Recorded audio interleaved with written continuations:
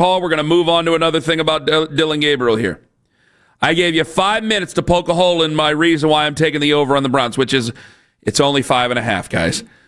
Did you find the reason? I'm going to give you a reason. Yeah, one thought popped into my head about the fly in the ointment here, because you talked about the good offensive line, defensive line, chemistry that Joe Flacco has with maybe he could get things going. I think I could think about kicking. Ooh, no. Okay. But good thought. Okay. Good thought. Because we have no idea if they've got an NFL kicker right now. No, we don't.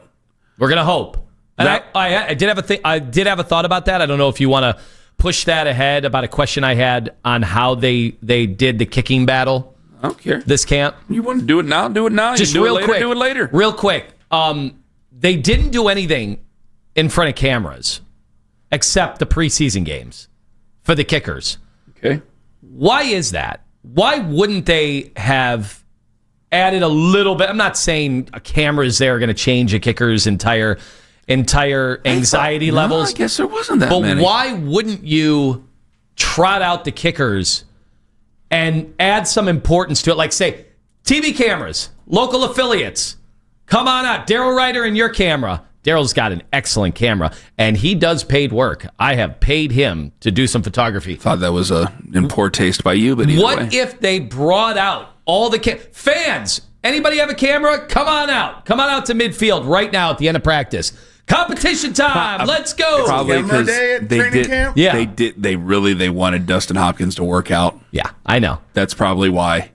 There's enough pressure being in the stadium, and they didn't want to have to answer it every day. Furthermore, I don't got have to do it question. every day, which I got to tell you, I invite all the pressure in the world when it comes to a kicker. I want to know. I want to have that confidence. I don't even know. Could you say, all right, every night, because you got the kickers at training camp, but it's weird. It's weird. Those are so not remotely like kicking in a stadium, whatever. What if every night, maybe, Kevin Stefanski wants to spend time with his family. I don't even know if Kevin would need to be there. What if you opened up the stadium and every night or 4 nights a week or 3 nights a week said, we're doing our kicking competition again. It's Tuesday. Anybody that wants to pull up this free parking. No one's going to the stadium just to watch the kickers. Oh, you don't think the 537 boys would love, and then you come out. The 537 boys got to go to work so they can afford the tickets in the 537. I am absolutely showing up at the Greater Cleveland Kickoff every night. Maybe you only do it once a week. Maybe you only do it once a week because someone's got to pay security, but the Browns are worth $5 billion. Okay, come on. So you say free parking. Let us run out to the stadium, and we are doing a kickoff once a week, and we are televising it on our website. We are posting it. If the affiliates want to go live with it, if during the sportscasts, we throw it out. Let's see how the kicking competition's doing. Do you think that would be a better gauge than whatever the hell we just did over the last month and a half, where they refused to show the kickers? No, I don't. We kept the kickers hidden. That's going to garner them some real reps when games are on the line. That'll do it. I think that there's nothing kicking that in front replaces, of nobody. And because I don't think that people would show up.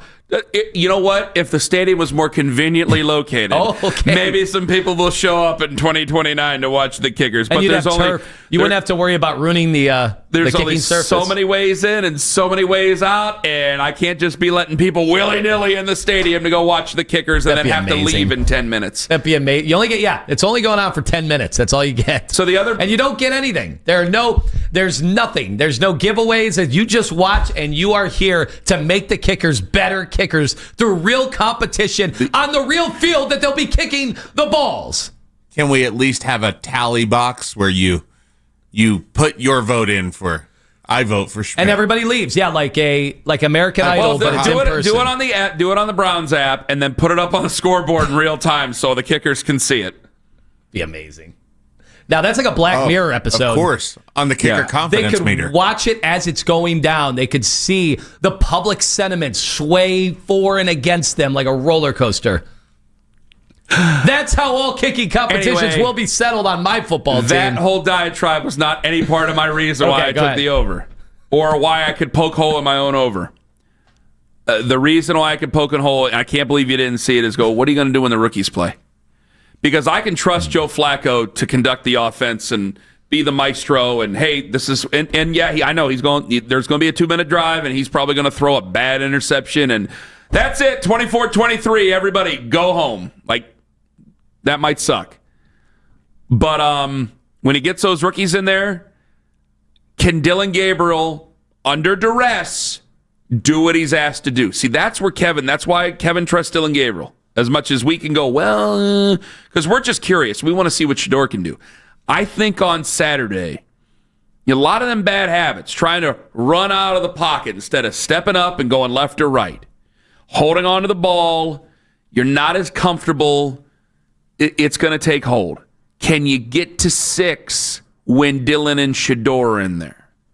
Because I made an argument as much as I could, and you can't just hand the ball off every single down. You're going to have to throw it. Now, who did Kevin... Shedeur can we give Kevin some benefit of the doubt? He's won games with P.J. Walker. I know we went through the list of quarterbacks. P.J. Walker gave, and this is the scary thing.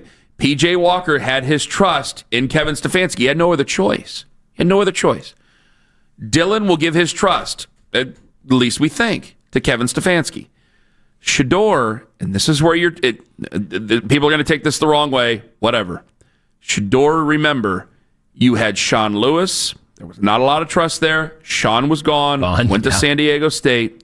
Then you had Pat Shurmur. He's had a very tight-knit group. Now he's in the NFL. You got to trust somebody in a short amount of time. And your head's been spinning since April. I'm trying to be understanding with him here. That's all I'm going to say about him because I know we got other things to do. But you got to be able to trust each other. Can Kevin trust him enough to put him in the position that's going to help him the best? Can Shedeur trust him enough? Because this is a different animal than anything he's dealt with. And I think it's going to be very hard. It would be hard for me to trust if I was supposed to be a first-round pick and I ended up in the 5th round and I became a talking point for everybody out there and I was the second biggest story on ESPN just for making the football team. I hope that we do see him. I hope we do see him later than sooner because I need this all to settle down. I need more conversation in Cleveland about Joe and about Dillon before I take over. And that's where my over takes a hit. Dennis in Brook Park, you're next up on the Fan. Hello, Dennis. Good morning, fellas. Hi, Dennis. Okay, let's get into this. So, 6 wins, does that really do anything for anybody? No. Right, unless you're putting $1 million down on it or something like. So, Flacco needs to not even be in the conversation as quarterback right now. He needs to be the backup, number 2, right? We need to find out sooner rather than later whether Gabriel or Sanders can be the guy moving forward. And we all know why. Next year, right, we have 2 number 1 draft picks. I do not trust this management group. I do not have trust or faith in Barry at all to make the right decision with those 2 picks next year if we need a quarterback. What are they going to do? Package both first-round picks, move up to number 1, and they'll still screw it up. We need to know that we have the guy now. And if not, then we need to go 0-17 or 1-16, where that 1 win can be in Pittsburgh. I don't care. But we need to solidify the number 1 overall pick next year, because if anybody thinks that the Browns are going to the Super Bowl or even challenging the AFC for rights to the Super Bowl, they're delusional. All right. Well, Dennis, what you've said long term, I think a lot of people agree with. What you've said for this team is completely irresponsible. How is that irresponsible? Because they're trying to win a football game to start the season. They got to do right by their veterans. What they do? Everybody gets drunk and has a good time with 1 win, Dennis, and then we win 6 games. We're not going nowhere. Dennis, you're thinking about it like you're not in a uniform. You have to play with it a little bit. And Dennis, thank you very much for the call. See, for a lot of people, it's just like, hey, they go out there and they suck, they get fired, I win anyway. They suck, they get fired, and we get the first overall pick, I win anyway. But in the grand scheme of things with this team, that's a completely irresponsible way to look at it. Dillon's not ready to play. Shedeur's not ready to play yet. And you have Joe Flacco, who's obviously ready to play. He's been in the league for 17 years. Yes. There's no point of him being the backup on the team. No.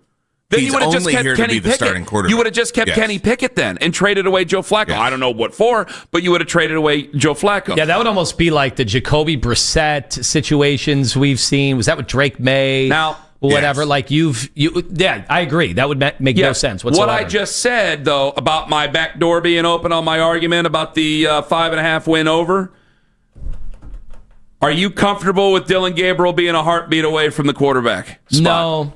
No, not right now. Can Coach Lance change your mind on afternoon drive? I think he's a quarterback that you can win with right now. I do. I don't think he's a quarterback you can win because of. What I mean by that is that when he struggled, when he was struggling really bad in camp, it was accuracy. But all the stuff that can allow you to win with a quarterback, his ability to set protections, his ability to get in and out of the huddle, to call plays, that's all been really, really solid with him. However, the accuracy was off, and it was off for about 3 to 4 days, maybe even 5 days. Again, I don't think he's a guy you can rely on, but I think he's a guy who can get you into the right run game. I think he's a guy that can make some throws if needed. Obviously, punt the ball on third down, all the things I say all the time. But I do think he's a guy who can start and a guy you can win with right now. That's why Dillon Gabriel's number 2, because what Coach Lance just said, I couldn't have put it any better myself. He knows what the hell he's talking about, Coach Lance Reisland does, and he's right as rain there. Because when Dillon Gabriel goes in, if he has to go in sooner because of injury, if he has to be thrust into a position, he is going to do exactly as Kevin says.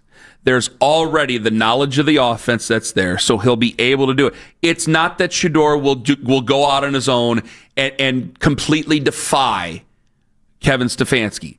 It's that they might not trust him enough to follow those instructions implicitly. He may not know the offense well enough just yet to be able to do that. People don't take that the wrong way. Hear the context of all this. For Dillon, there's already that knowledge of the offense where if things go bad with Joe, if there's an injury, and I know that Dillon's slight, but man, he's going to be able to do exactly as he's told. And he may put himself in a bad spot. That's why you were able to win with P.J. Walker. Why? Because he did exactly what he was told. And the one time that he didn't do exactly what he was told, you lost to Seattle. Yep. But other than that, he did exactly what he was told. And the one time he didn't, everybody knew about it because Kevin had no problem telling everybody that he did not do what he was told. And Dillon will do as told, and hopefully by the time Shedeur is able to play, because it's set up to help Shedeur, he will do as he's told to go out with the offense there.